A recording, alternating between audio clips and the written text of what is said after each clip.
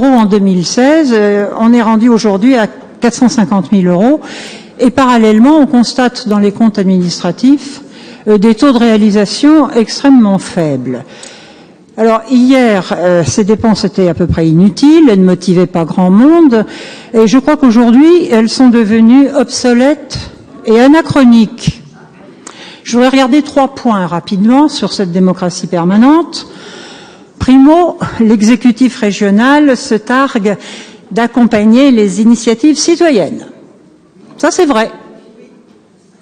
Quand il s'agit d'ouvrir une épicerie de village, mais ça ne l'est plus du tout quand il faudrait soutenir le premier référendum d'initiative partagée existant en France. On se rappelle tous de votre désarroi quand nous vous avons présenté un vœu pour soutenir l'initiative citoyenne. Vous l'avez refusé.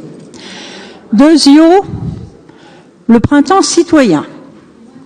Alors il est mort-né et il ne reste aujourd'hui qu'un site participatif qui liste des initiatives citoyennes qui ont déjà été prises par des gens, des vrais gens, des conseils de quartier, des associations, des habitants.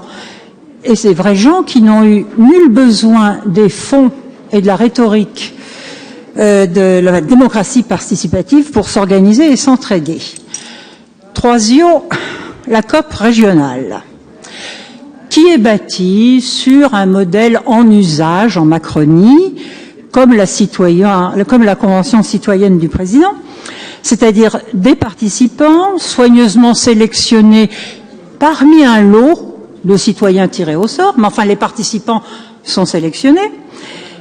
Les débats sont encadrés par des experts qui sont imposés par les organisateurs de la dite convention.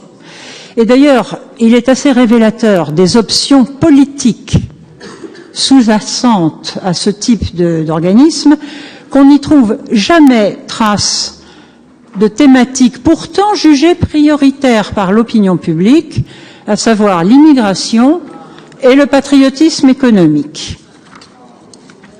Alors la pandémie qui nous occupe aujourd'hui nous donne l'occasion de voir le monde tel qu'il est devenu. À nous maintenant de le regarder sans œillère idéologique. Et moi je voudrais vous dire, on ne va pas entrer dans le monde d'après, mais dans le monde avec des mouvements transcontinentaux d'hommes, de marchandises et de virus.